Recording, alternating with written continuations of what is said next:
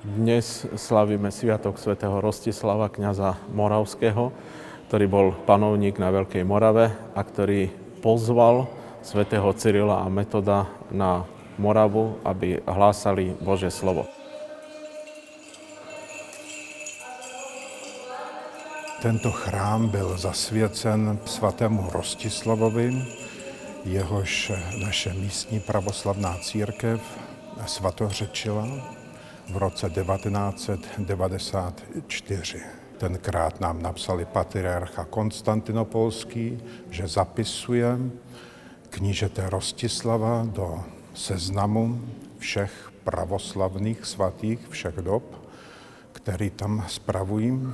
A toto byl první chrám naší místní církve, který je po svatořečení svatého knížete Rostislava právě této významné osobnosti a světecké osobnosti zasvěcen.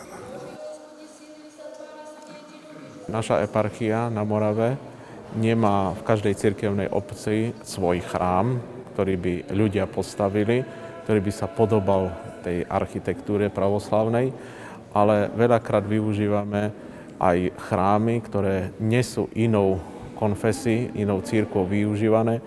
A napríklad tu v Znojme bol chrám bývalý evanjelický, evanjelici ho nevyužívali, preto bol ponúknutý pravoslavnej cirkvi a pravoslavná cirkev zasvetila tento chrám tomu neobyčajnému svätému Rastislavovi. Řád svatého Gorazda 3. stupně za významné přispění při obnove chrámu svatého Ducha pro pravoslávnou církevní obec v Jihlavě udělují Anežce Mandelíkové Izajáš, biskup Olomoucko-Brněnský, Olomoucko-Brněnská eparchie pravoslavné církve v českých zemích.